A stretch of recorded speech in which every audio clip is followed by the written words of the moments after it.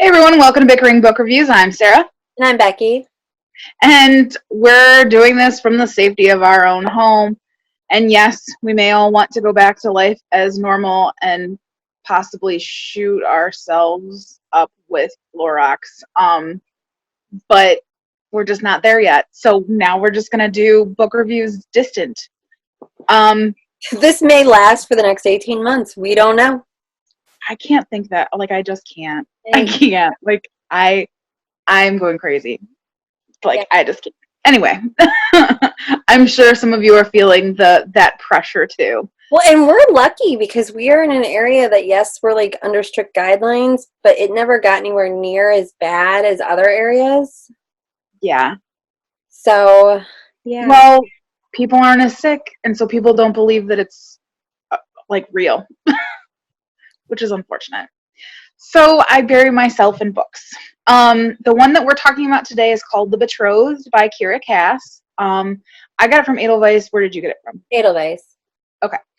So this is an entirely new series, first book in the series, and it is about Lady Hollis, who is a lady at court, living at court, right? The whole ins and outs of like royalty befuddles me. But anyway, she's living at court. She's caught the notice of the young You need to king. watch Rain. I just like the royal politics that like are totally like of no interest to me. I don't know why. It's like we've talked about this before. I love the royal politics, and I've been to Hampton Court and I've been to Kensington, but this wasn't royal politics. I mean, but it felt like some of it was. Anyway, so she's at the royal court. She caught the interest of the young King Jameson, who is looking for a wife. He's been a playboy up until this point where like he will put kind of his interest in a different girl every few weeks, but she makes him laugh, and he basically has all but proposed to her. He's like, "You're gonna be my queen."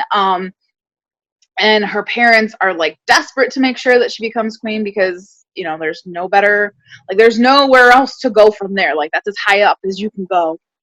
And so Hollis has one lady in waiting, her friend Delia Grace, who has been with her best friend the whole time through, but she has kind of her own stained reputation because she's a bastard.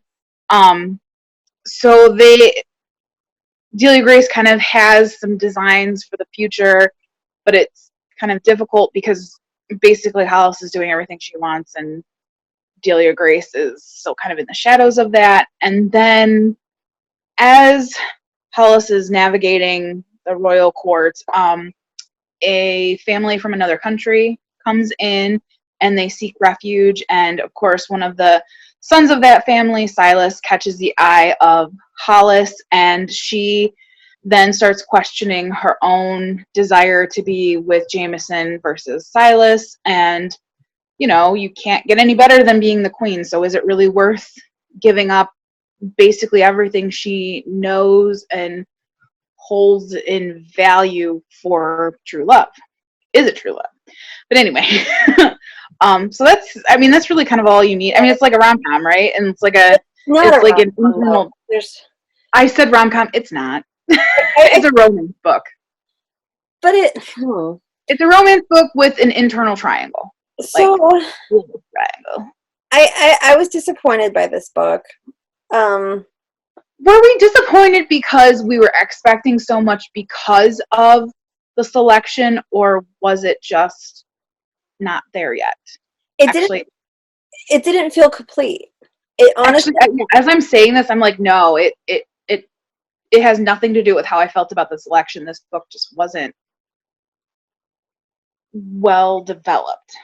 It felt like a really, really detailed outline that she wrote to then write the book.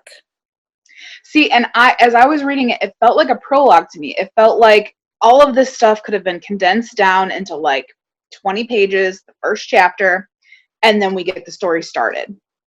Because nothing really happened. Like, stuff happened plot-wise, like, people like moved, but like there was no investment in the story. There was no story to be invested in. And I didn't get to know anybody enough to care. Right. In the selection, in that first chapter, you love America. Like, I never cared about Hollis. Her relationship with Silas is insta-love.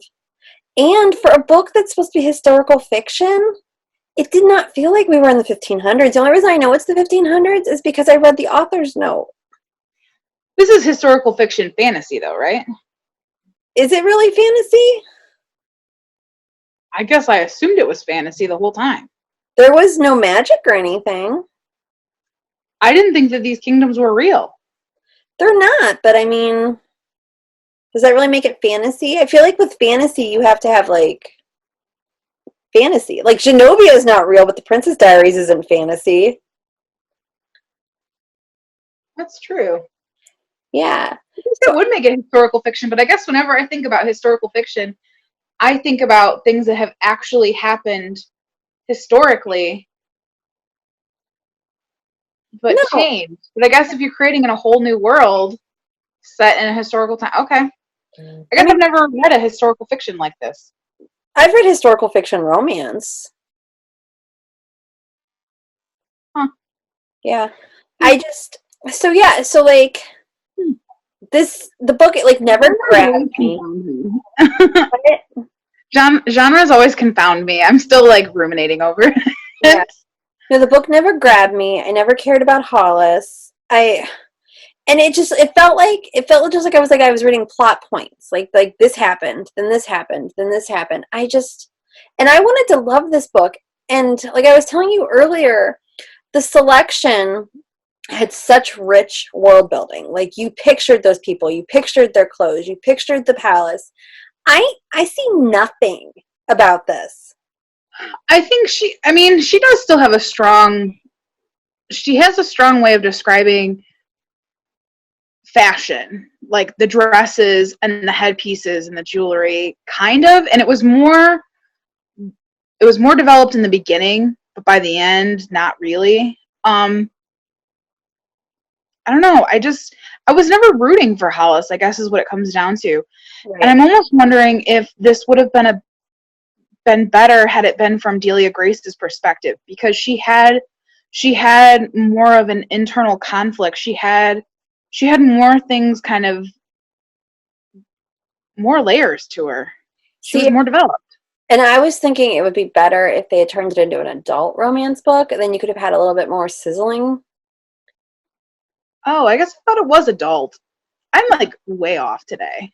No, it's published as YA. Mm. Oh, this would not fly in the adult romance world. No. Mm. Should we just rate it? Because I have nothing else to say. It was just disappointing, and it was a little boring. And it's sad because, like, this was like one of my big, I want to read it big. I was super excited about books. Yeah, it took me quite a while to read it. And I love the selection. I still recommend the selection. Like, Yeah. I want to go back and reread all of the selection. Like, it was fabulous. So it hurts my heart that I feel this way. I know. I was excited. And, like, what's really disappointing was, like, literally the day before I started reading this book, Netflix announced that they were going to turn the selection into a movie. And I texted you. I was so excited. And then all of a sudden I was like, oh, okay. So let's rate it. All right. So our rating scale goes from 5 unicorns down to 2 unicorns. If we don't like it, it is not magical and does not get a horn. And so it is therefore a horse. Where are you? I'm at a 2. I'm also at a 2. It was dry. It was boring. It was hard. I was disappointed, and I wish I could like it more, and I wish I could lie and say I liked it more, but I feel like right, we do honest book reviews. Right.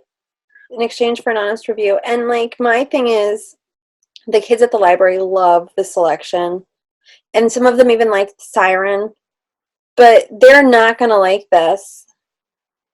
And I know of at least 2 kids who've already pre-ordered it. Like, they paid for it because they wanted to read it so bad. Mm-hmm. Yeah. So that is where we are on the Betrothed. I was going to say the selection. We'll see you around. See ya. Bye.